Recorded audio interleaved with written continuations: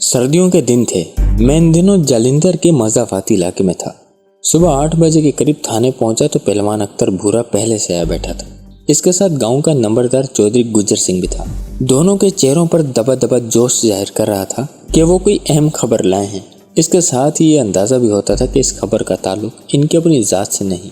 अगर खबर का ताल्लुक इनकी अपनी ज़ात से होता तो चेहरे इस तरह हसास बसास नजर न आते।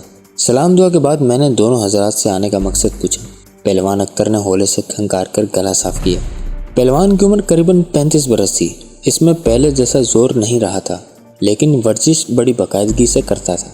कस्बे में इसकी इज्जत थी। कहने लगा, थानेदार साहब, सुबह सवेरे कुड़ी अगवा हो गई है पिंड से। ये बड़ी ही धमाका खेस खबर थी। मैं सवालिया नजरों से पहलवान का चेहरा तकने लगा। पहलवान ने एक नज़र चौधरी गुज्जर की तरफ देखा। पगड़ी संभालता हुआ बोला, मैं सुबह बांग के टाइम अखाड़े में जाता हूँ, आज भी जा रहा था। दौड़ लगाता हुआ जब मैं मिस्री अहाते के पास से गुजरा तो किसी की चीख सुनाई दी। ये कोई लड़की थी। ऐसा लगा कि नूर शाह के खूह के पास कुछ बंदे इससे ज़बरदस्ती कर रहे हैं। मैं खाली हाथ था। पहले तो 1-2 सेकंड सोचा, फिर हिम्मत करके खूह की तरफ गया। उसी वक्त घोड़े दौड़ने की आवाज़ आई। मैंने देखा कि 3 बंदे कुड़ी को घोड़े पर लाद कर भाग रहे हैं। कुड़ी की आवाज़ भी नहीं निकल रही थी। शायद उन्होंने इसका मुंह बंद कर दिया था। मैंने इन्हें ललकारा, लेकिन वो 1 मिनट में ये जा वो जा हो गए। मैंने मौके पर पहुंच के देखा, ये जूती वहां पड़ी हुई थी और उसके साथ ये झुमका भी था। पहलवान ने जूती और झुमका दोनों अपनी जेब से निकालकर मेरे सामने रख दिए। मैंने दोनों अशिया पर निगाह डाली। ये जनाना जूती देखकर मैं बुरी तरह चौंका। ये एक नए फैशन की बेहद कीमती जूती थी। कुछ नहीं तो 150 रुपये कीमत होगी। छोटे मोटे शहरों में ऐसी जूतियाँ फरोख्त ही नहीं होती थी, लेकिन झुमका बिल्कुल मामूली था। किसी सस्ती धात का बना हुआ था। गालिबन किसी मेले ठेले से खरीदा गया था। ऐसे झुमके मैंने सांसी और चंगड़ों की औरतों के कानों में अक्सर देखे थे। दोनों चीज़ों का एक साथ मिलना हैरान कुन था। फौरन ख्याल आता था कि ये दोनों अशिया एक ही औरत या लड़की की नहीं हो सकती। ये भी हो सकता था कि ये झुमका पहले से कहीं मौके पर गिरा हो और पहलवान ने इसे जूती के साथ ही सबूत के तौर पर उठा लिया हो। पहलवान ने बात जारी रखते हुए कहा, मैं भागा हुआ चौधरी की तरफ गया, लेकिन रास्ते में पुल के पास मुझे बड़े साहब मिल गए। वो अभी अभी अपने बंगले से निकले थे। मुझसे पूछने लगे, क्या हुआ है? मैंने सारा वाकया न बताया। वो अंदर से अपनी जीप ले आए। इनकी पक्की राइफल पहले से जीप में पड़ी थी। हमने सीधा रूही नाले का रुख किया। नाले के किनारे किनारे और खेतों में हमने काफ़ी जीप चलाई, लेकिन घुड़सवारों का कहीं खोज नहीं मिला। अभी आध घंटे पहले हम थके हारे वापस आए हैं और आते साथ ही आपको रिपोर्ट लिखवाने पहुंच गए हैं। मैं गहरी सांस लेकर रह गया। अख्तर पहलवान जिस शख्स को बड़े साहब कह रहा था, इसका नाम पीटर स्मिथ था। वो महकमा इनहार में सुपरवाइजर थे। बड़े पढ़े लिखे और कानूनदान अफसर थे। अगर ये मामला इनके नोटिस में आ चुका था तो इसकी फौरी तफ्तीश और भी ज़रूरी हो गई थी। मैंने अख्तर पहलवान से पूछा, तुम्हारा क्या ख्याल है, अगवा करने वाले कौन थे और अगवा होने वाली कौन थी? अख्तर बोला, जनाब सीधी सी बात है, अगवा होने वाली इस गाँव की तो नहीं थी, वरना अब तक दहाई मच चुकी होती। हो सकता है वो कोई सांसी या चंगड़ औरत हो। ये झुमका जो आप देख रहे हैं आमतौर पर सांसी औरतें ही पहनती हैं। फिर वो लोग गए भी रूही नाले की तरफ हैं।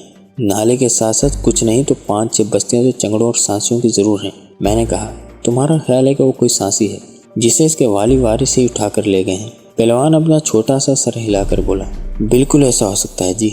मैं ठीक तरह नहीं देख सका, लेकिन मुझे शक पड़ता है घुड़सवारों के पास लाठियों के बजाय कुल्हाड़ियाँ थी, और आपको पता ही है कुल्हाड़ियाँ इन खाना बदोशों के पास ही होती हैं। मैंने कहा, और ये जो मेमो जैसी जूती तुम्हें मिली है, इसको किस खाने में फिट करोगे?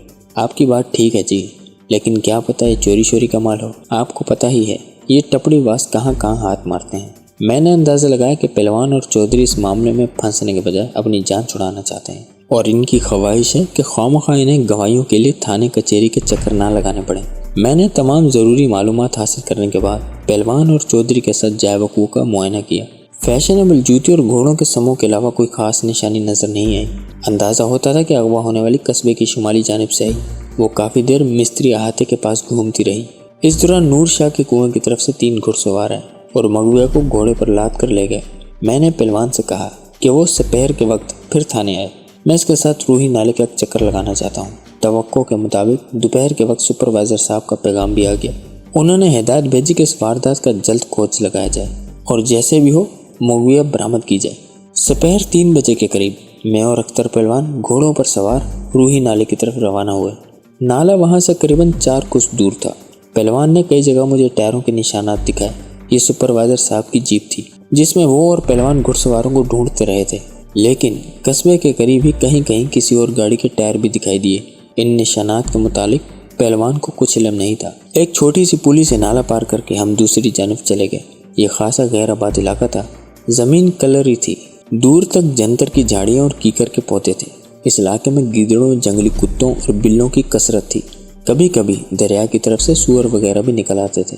यहाँ 10 मील के एरिया में थोड़े थोड़े फासले पर टपड़ी वासों के कई पड़ाव थे।